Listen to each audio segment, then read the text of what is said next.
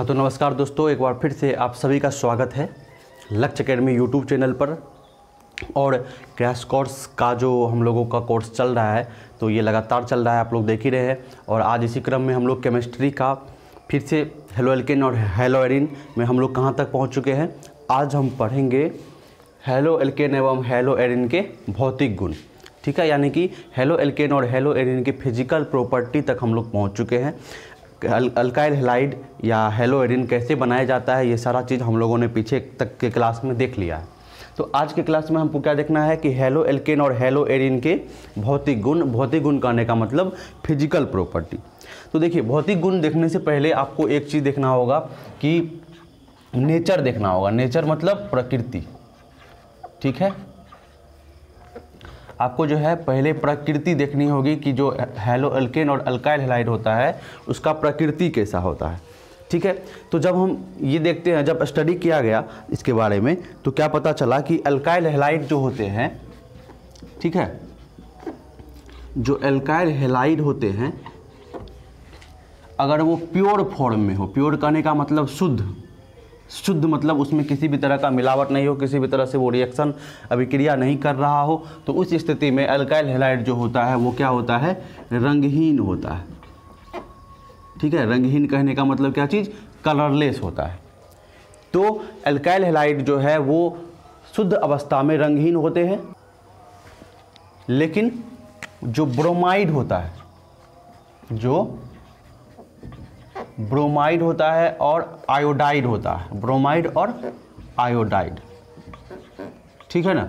जो ब्रोमाइड और आयोडाइड होता है ये जो है जब इस पर क्या पड़े, प्रकाश पड़े, ठीक है। जब इस पर प्रकाश पड़े या जब ये प्रकाश के संपर्क में आए तो इसमें जो है रंग आ जाता है, ठीक है। यानी कि ये रंगीन हो जाता है।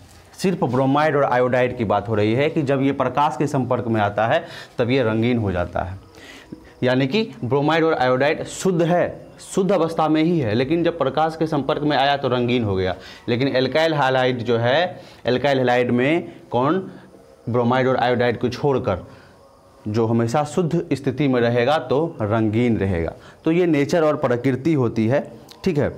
उसके बाद है कि वोलेटाइल। वोलेटाइल कहने का मतलब क्या चीज़, वाष्पशील अल्काइल हैलाइड। वाष्पशील अल्काइल हैलाइड, वाष्पशील मतलब आप समझते होंगे, जिसे गर्म करने पर वो वाष्प बनकर, वाटर वेपर बनकर क्या हो सके, वाटर वेपर बनकर निकल सके, तो उसको हम बोलते हैं वोलेटाइल, ठीक है। तो जितने भी वाष्पशील और अल्काइल हैलाइड होते हैं, वोलेटाइल अल्काइल हैलाइड होते हैं, वो किस तरह के होते हैं, तो उससे जो है सुगंध आता है, ठीक है ना। वो कैसे होते हैं कहने का मतलब वो सुगंधमय होते हैं, सुगंधमय, ठीक है। वो हो गए रंग की बात, और ये हम बात कर रहे हैं उसके सुगंध की। तो वाष्पशील अल्काइल हैलाइड जो होती है वो सुगंधमय होती है, इस बात को आप याद रख लेंगे। तो ये सब जो है प्रकृति हुई, नेचर हुआ किसका, अल्काइल हैलाइड का या हेलो एरिन अल्काइल हैलाइड का, ठीक है। अब चलिए जो मेन प्रॉपर्टी शुरू होता है, सबसे पहले जब हम बात करते हैं इस क्रम में फिजिकल प्रॉपर्टी की बात करते हैं तो मेल्टिंग पॉइंट और बॉइलिंग पॉइंट के बारे में बात करते हैं, ठीक है। Melting and boiling point. Melting point को हम लोग हिंदी में क्या बोलते हैं, तो मेल्टिंग पॉइंट को हम लोग हिंदी में क्या बोलते हैं, तो इसको हिंदी में हम लोग द्रव्यमान बोलते हैं, ठीक है। सॉरी द्रव्यमान नहीं, गलनांक एवं क्वथनांक। गलनांक एवं क्वथनांक आप लोग पढ़े होंगे। मेल्टिंग पॉइंट और बॉइलिंग पॉइंट किसको कहते हैं, आप लोग पढ़े होंगे 10th क्लास, 9th क्लास में, 8th क्लास से ही पढ़ाया जाता है। मेल्टिंग पॉइंट वो होता है जब किसी सॉलिड को गर्म करने पर उसको लिक्विड में, यानी किसी ठोस को गर्म करने पर उसको द्रव में बदल दिया जाता है, और किसी द्रव को गर्म करने पर जब उसे गैस में बदल दिया जाता है तो उसको हम बॉइलिंग पॉइंट कहते हैं, बॉइलिंग कहते हैं। और जिस तापमान पर ये प्रक्रिया होती है, कम से कम तापमान पर, उसको हम बॉइलिंग पॉइंट या मेल्टिंग पॉइंट कहते हैं। तो गलनांक और क्वथनांक की जब हम बात करें अल्काइल हैलाइड की, इसमें अब देखिए कि बात हो रहा है कि मेल्टिंग और बॉइलिंग पॉइंट क्वथनांक और गलनांक में क्या होती है। तो देखिए, इसको देखने के पहले आपको ये समझना होगा कि इंटरमोलिकुलर फोर्स ऑफ अट्रैक्शन, ठीक है, intermolecular force of attraction. Intermolecular force of attraction, इसको हम लोग क्या बोलते हैं, अंतर आणविक, ठीक है, इंटरमोलिकुलर फोर्स ऑफ एट्रैक्शन, इसको हिंदी में हम लोग अंतर आणविक आकर्षक बल बोल सकते हैं, ठीक है, आकर्षक बल इसे हम बोलते हैं। तो इंटरमोलिकुलर फोर्स ऑफ एट्रैक्शन यानी अंतर आणविक आकर्षक बल जो होता है वो क्या होता है, वेरी हाई होता है, मतलब बहुत ज़्यादा होता है। वेरी हाई मतलब बहुत ज़्यादा होता है, किसमें, तो हैलोजनों में बहुत ही ज़्यादा होता है। तो बहुत ज़्यादा होने का कारण क्या है, क्यों होता है ज़्यादा, क्योंकि ध्रुवता ज़्यादा होता है, ठीक है, उच्च ध्रुवता के कारण ध्रुवता ज़्यादा होता है एल्काइल हैलाइड में, ठीक है। आप लोग जानते होंगे कि एल्काइल हैलाइड का नेचर इस तरह से होता है, इस पर प्लस चार्ज और इस पर माइनस चार्ज, तो ध्रुवता जो है वो बहुत ज़्यादा बढ़ जाता है, क्योंकि यहाँ पर जो है बहुत ज़्यादा अंतर देखा जाता है किसका, इलेक्ट्रोनेगेटिविटी का। तो वेरी हाई यानी बहुत ज़्यादा अंतराण्विक आकर्षक बल होता है। उसका कारण ये है कि उसमें उच्च ध्रुवता होता है और साथ ही क्या होता है, उच्च ध्रुवता के साथ कि मास करने का मतलब जो वेट होता है, या हम कह सकते हैं कि आणविक द्रव्यमान, ठीक है, उच्च आणविक द्रव्यमान,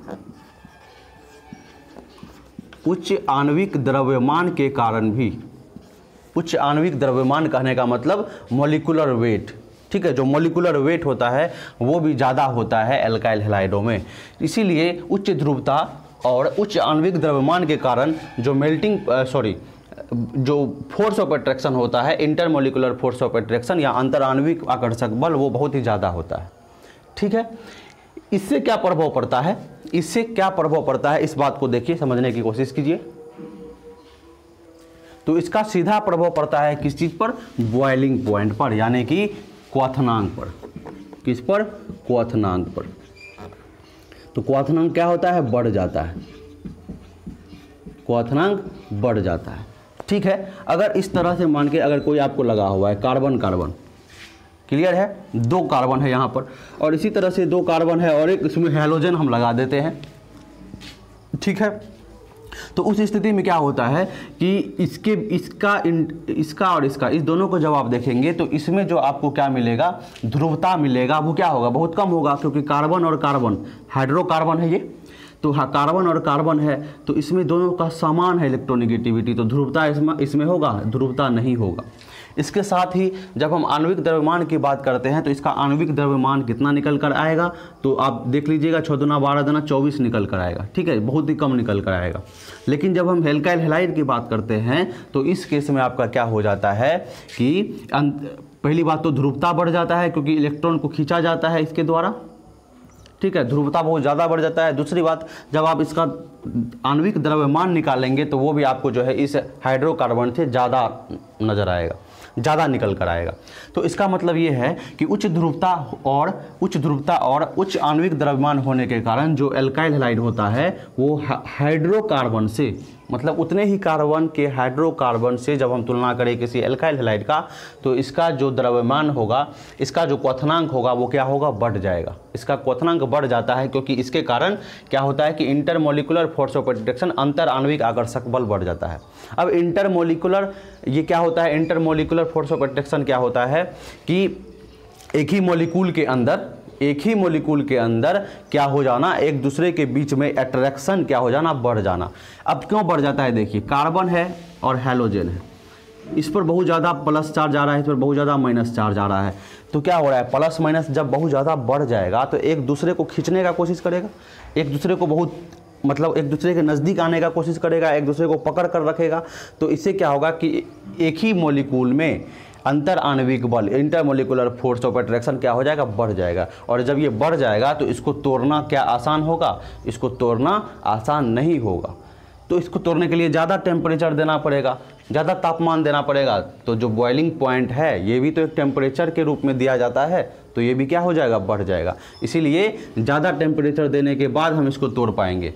तो इसीलिए कहा जाता है कि इसका बॉइलिंग पॉइंट क्या हो जाएगा, बढ़ जाएगा, क्योंकि ध्रुवता ज़्यादा है तो एक दूसरे को मजबूती से पकड़ कर रखेगा, और जब मजबूती से पकड़ कर रखेगा तो इसको तोड़ने में क्या हो जाएगा, मुश्किल हो जाएगा। ज़्यादा तापमान देकर तोड़ना पड़ेगा तो बॉइलिंग पॉइंट क्या होगा, इसका बढ़ जाएगा।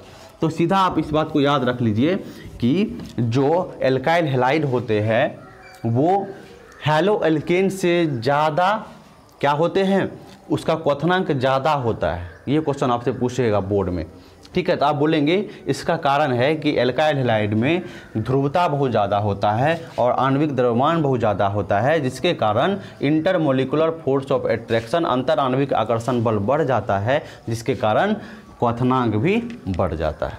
सिंपल ये क्वेश्चन आपको आएगा और सिंपल तरीके से आपको क्या कर लेना है, इसका आंसर दे देना है। चलिए ये हो गया आपका। उसके बाद देख लीजिए, ये तो हो गया एक कारण मेल्टिंग पॉइंट और बॉइलिंग पॉइंट में, ये पहला कारण हो गया इंटरमोलिकुलर फोर्स ऑफ अट्रैक्शन के कारण। अब दूसरा कारण भी है जो क्वथनांक को प्रभावित करता है। वो दूसरा कारण क्या चीज़ है, देखिए कि हैलाइड जो है उसका अगर अणु का जो आकार बढ़ता है, ठीक है, कोई हैलाइड है, ठीक है, हैलाइड के अणुओं का आकार बढ़ने से,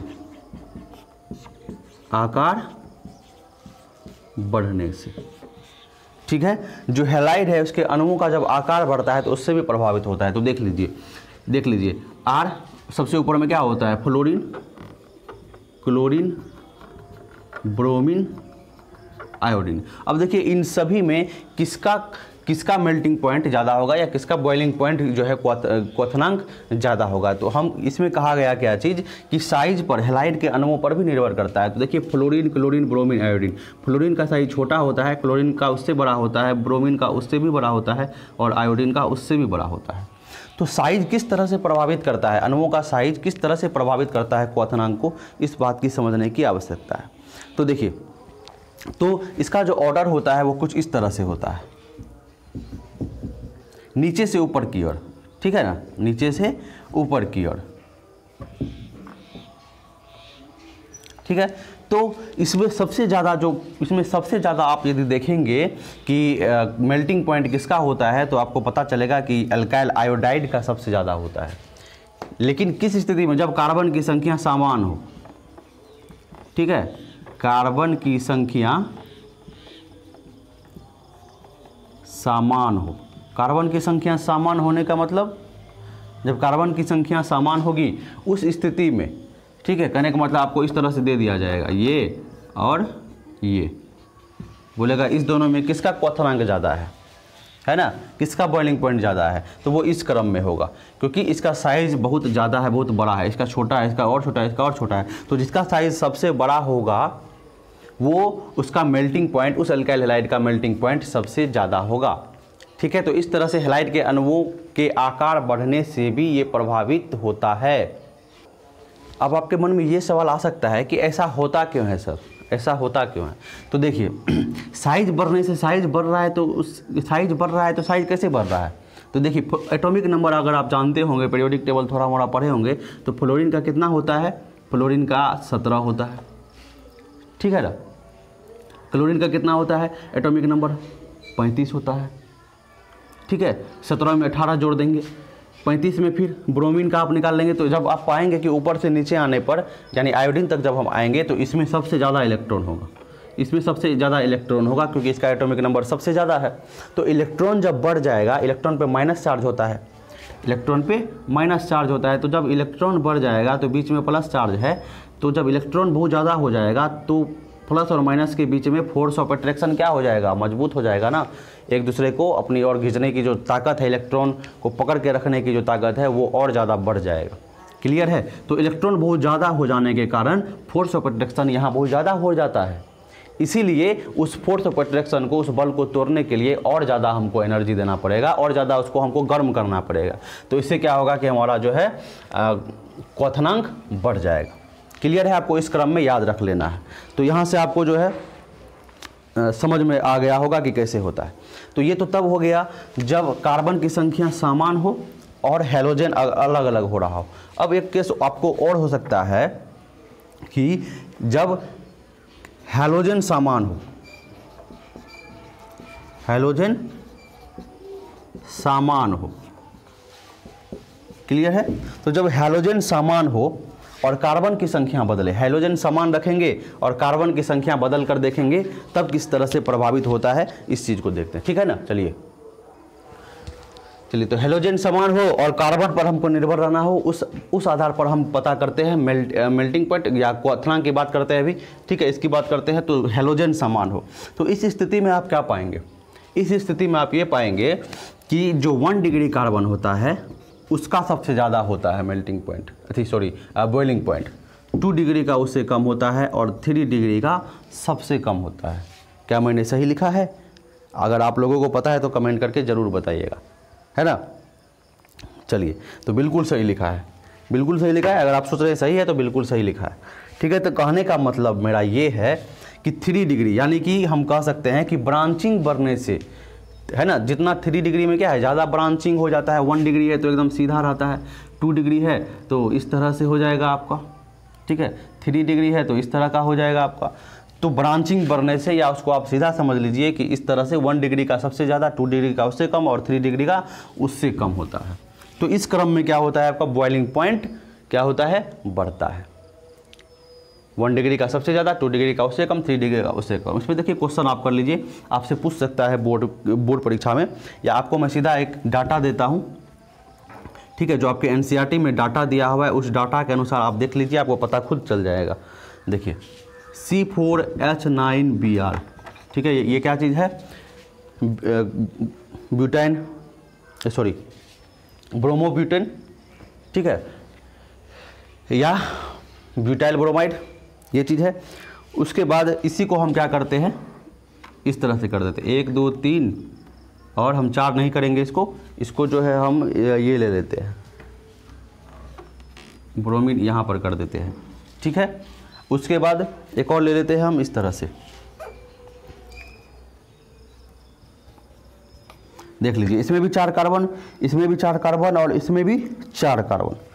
तो यहाँ पर आप देख लीजिए कि ये जो आपका है ये 1 डिग्री वाला है, ये 2 डिग्री वाला इस कार्बन से जुड़ा हुआ है, 2 डिग्री कार्बन से जुड़ा हुआ है, तो ये 2 डिग्री वाला, और ये जो कार्बन है ये कौन सा है, 3 डिग्री वाला है। तो पाया गया ये कि ये जो 1 डिग्री वाला है इसका 375 है बॉइलिंग पॉइंट, इसका 364 है, और इसका जो बॉइलिंग पॉइंट है आपका 346 है। कितना है, 346 है। तो कहने का मतलब आप देख सकते हैं यहाँ पर कि किस तरह से कार्बन का संख्या सेम है, उसी को हम क्या करते हैं, एक तरह से कह सकते हैं कि ये सभी एक दूसरे के समावयवी हैं, ठीक है ना। तो एक दूसरे के समावयवी हैं, कार्बन उतना ही है, मोलिकुलर फॉर्मूला भी उतना ही है, मोलिकुलर वेट भी उतना ही होगा, है ना, जबकि कार्बन की संख्या सेम है तो मोलिकुलर वेट भी उतना ही होगा, लेकिन फिर भी जो है बॉइलिंग पॉइंट कैसे बदल रहा है। तो ब्रांचिंग बढ़ने से, या नहीं तो उतना नहीं करना है, तो 1 डिग्री का सबसे ज़्यादा, 2 डिग्री का उससे कम और 3 डिग्री का उससे कम हो जाता है। तो आपको इस तरह से क्वेश्चन दे देगा और कह देगा कि बताइए इसमें से कौन ज़्यादा, किसका ज़्यादा बॉइलिंग पॉइंट है। तो आराम से आप इसका क्या कर पाएंगे, आंसर दे पाएंगे। तो चलिए, आपको क्लियर हो गया होगा मेल्टिंग पॉइंट के बारे में, ठीक है। चलिए, तो मेल्टिंग पॉइंट यही कहता है। इसके अलावा देखिए, आप चाहते हैं कुछ और क्वेश्चन आपको मैं करवा दूँ, तो चलिए और देखते हैं हम आगे। चलिए, यहाँ से हम देखते हैं आपके सामने एक क्वेश्चन के फॉर्म में, ये भी एनसीईआरटी का डाटा है, क्वेश्चन के फॉर्म में आप भी देख सकते हैं इसको। देखिए, ये जो आपका है ये क्या चीज़ है, ये ऑर्थो, ठीक है, ये ऑर्थो पोजीशन पर है, ये जो है आपका मेटा पोजीशन पे है, और ये जो है पैरा पोजीशन पे है, ठीक है, ऑर्थो, मेटा और पैरा। तो इस तीनों में यदि हम देखें तो इसका जो बॉइलिंग पॉइंट और मेल्टिंग पॉइंट का क्रम होता है वो कुछ इस तरह का होता है। इसमें आप देख रहे हैं कि मेल्टिंग पॉइंट किसका सबसे ज़्यादा है, 3 नंबर वाले का, यानी कि पैरा वाला का सबसे ज़्यादा है, ठीक है, पैरा वाले का सबसे ज़्यादा है। उससे कम किसका है, उससे कम ऑर्थो वाले का है। और सबसे कम किसका है, तो सबसे कम आप देख सकते हैं यहाँ पर जो 2 नंबर वाला है, यानी कि मेटा वाले का, ठीक है।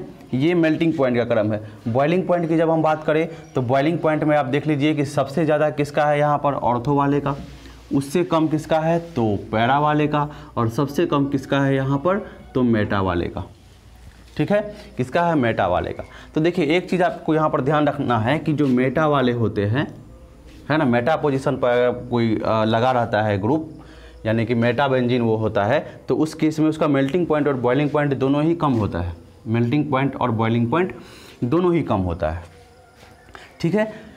तो इस क्रम में आपको क्या कर सकते हैं, इसको याद रख सकते हैं, बिल्कुल ध्यान में रख लीजिए, एनसीईआरटी का डाटा है तो आप इसको बस ध्यान में रख सकते हैं। ठीक है। अब चलिए इसके अलावा देखिए कि CH3F यानी एक कार्बन का ये methyl fluoride, methyl chloride, methyl bromide और इथाइल क्लोराइड, ठीक है। या इसको छोड़ के पहले इसको देख लीजिए। देखिए एक ही कार्बन है CH3 CH3 CH3 CH3, fluorine chlorine bromine iodine. अब देखिए कि फ्लोरीन क्लोरीन ब्रोमीन आयोडीन वाला जो है, फ्लोरीन क्लोरीन और ब्रोमीन वाला जो है ये गैस है, रूम कमरे के तापमान पर ये सभी गैस हैं। लेकिन जब आप इसको देखेंगे, ठीक है, मिथाइल आयोडाइड को, तो ये क्या चीज़ है, द्रव्य है, कमरे के तापमान पर ये द्रव्य है। इसको आप याद रख लीजिएगा। उसके बाद एक और पॉइंट आता है कि 18 कार्बन तक का जो एल्काइल हैलाइड होता है वो रंगहीन होता है। 18 कार्बन तक का जो होता है वो रंगहीन होता है, लेकिन 18 कार्बन से अधिक वाला जो आपको एल्काइल हैलाइड होता है वो रंगीन द्रव्य होता है, ठीक है। तो ये डाटा भी आप क्या कर लीजिएगा, याद रख लीजिएगा। चलिए, तो मेल्टिंग और बॉइलिंग पॉइंट के बाद दूसरा जो हमारा पॉइंट आता है वो आता है डेंसिटी का। डेंसिटी का यानी कि घनत्व का, ठीक है। तो घनत्व एल्काइल हैलाइड का या हेलो एल्केन का जो घनत्व निर्भर करता है वो किस चीज़ पर निर्भर करता है, तो इसका निर्भर करता है, देखिए, कार्बन की संख्या, कार्बन की संख्या पर निर्भर करता है, ठीक है, कार्बन की संख्या पर निर्भर करता है। और इसके साथ ही जो है हैलोजन की संख्या,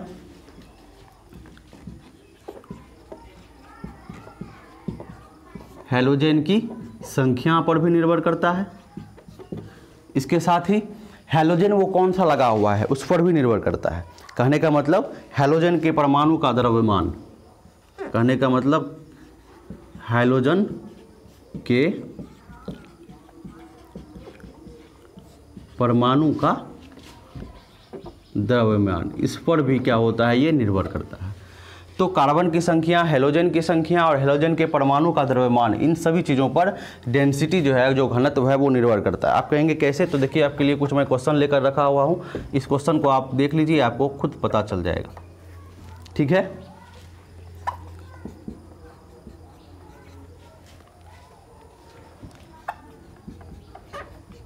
देखिए ये क्या चीज़ है आपका, methane, ethane, propane, propyl chloride, propyl bromide, propyl iodide, ठीक है। सब में कार्बन की संख्या सेम है, हाइड्रोजन की संख्या सेम है। बदल क्या रहा है, तो क्लोरीन, ब्रोमीन, आयोडीन ये बदल रहा है, ठीक है। तो जब हम एटम को देखते हैं, हैलोजन एटम को देखते हैं, तो इसमें किस चीज़ पर निर्भर करता है, तो हैलोजन के परमाणु का द्रव्यमान पर निर्भर करता है। तो जिसका द्रव्यमान ज़्यादा होगा उसका डेंसिटी जो है वो क्या हो जाएगा, ज़्यादा हो जाएगा। तो आपको पता चल जाएगा कि द्रव्यमान किसका ज़्यादा होता है, आयोडीन का ज़्यादा होता है, क्योंकि ये बड़ा साइज का है। द्रव्यमान मतलब डेंसिटी मतलब क्या होता है, मास बटे वॉल्यूम, है ना, वेट बटे वॉल्यूम। तो मास तो ज़्यादा है ही, वॉल्यूम भी इसका बड़ा है, ठीक है, बड़ा साइज का होता है। तो क्या हो जाएगा, किस क्रम में हो जाएगा, वो इस क्रम में हो जाएगा, ठीक है। ये किस चीज़ का क्रम है, ये क्रम है आपका घनत्व का। तो घनत्व जो है वो इस तरह से यहाँ पर हैलोजन के परमाणु के द्रव्यमान पर निर्धारित हो रहा है। इसी तरह से एक और क्वेश्चन आप देख लीजिए, CH2Cl2, ठीक है, CHCl3 और CCl4, ठीक है।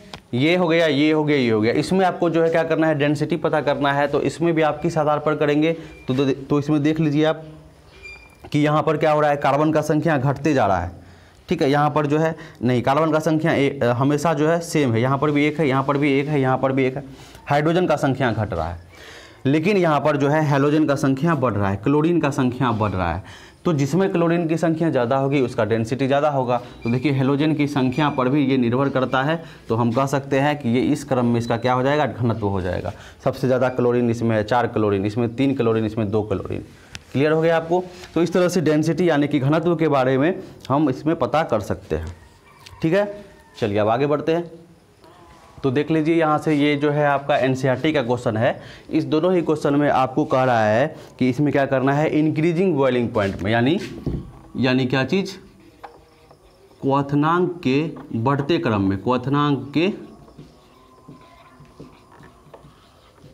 बढ़ते क्रम में क्या करना है, इन सभी को सजाना है। तो देखिए ब्रोमोमीथेन, क्लोरोमीथेन, डाइब्रोमोमीथेन। तो इससे पहले तो आपको पता चलना चाहिए कि ब्रोमोमीथेन किसको कहते हैं। तो ब्रोमोमीथेन यानी कि मीथेन है, CH3 और इसके साथ Br है। फिर क्लोरोमीथेन है यानी कि CH3 और इसके साथ Cl है। फिर डाइब्रोमोमीथेन, क्या होता है, तो देखिए CH2Cl2, ठीक है। ये हो जाता है डाइब्रोमोमीथेन CH2Cl2। अब क्या करना है, इसमें आपको डाइब्रोमोमीथेन यानी कि इसमें आपको क्या करना है, पता करना है किस चीज़ का, ब्रोमोमीथेन में, क्लोरोमीथेन में और किस में, डाइब्रोमोमीथेन में। तो इसमें आपको क्या करना है, क्वथनांक के बारे में पता करना है कि क्वथनांक किसका ज़्यादा होगा। तो अभी मैंने आपको बताया था, देखिए कार्बन का संख्या सब में बराबर है। यहाँ पर देखिए क्लोरीन का 2 संख्या है, क्लोरीन का संख्या 2 है। चलिए इसको 3 नंबर मान लीजिए, इसको 2 नंबर मान लीजिए, इसको 1 नंबर मान लीजिए। तो जो हमारा बढ़ते क्रम में जो होगा क्वथनांक इन तीनों का, वो किस तरह से होगा, तो ये हो जाएगा आपका 3 नंबर वाला सबसे ज़्यादा, 1 नंबर वाला उससे कम और 2 नंबर वाला उससे कम। ऐसा क्यों हो रहा है, तो देखिए इसमें क्या है आपका, इसमें 2 क्लोरीन है, तो हेलोजन का संख्या इसमें क्या है, ज़्यादा है, तो कोई डाउट नहीं है, इसको यहाँ पर पहले लिख दिया।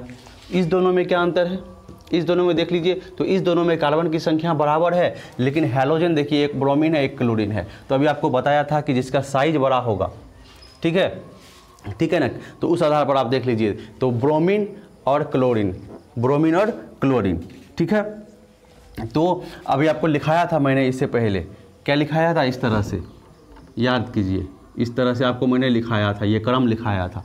तो इसमें आप देख सकते हैं आयोडीन, फ्लोरीन, ठीक है, आयोडीन के ऊपर क्या हो जाएगा आपका, फ्लोरीन, क्लोरीन, ब्रोमीन हो जाएगा, उसके बाद फ्लोरीन, क्लोरीन हो जाएगा और उसके बाद फ्लोरीन हो जाएगा। तो इस तरह का क्रम लिखा है। तो देख लीजिए आप, इसमें इस दोनों में देख लीजिए, ब्रोमीन का ज़्यादा हो जाएगा, क्लोरीन का कम हो जाएगा। तो ब्रोमीन का ज़्यादा हो जाएगा, है ना, 1 का ज़्यादा और 2 का कम, क्लोरीन का ज़्यादा।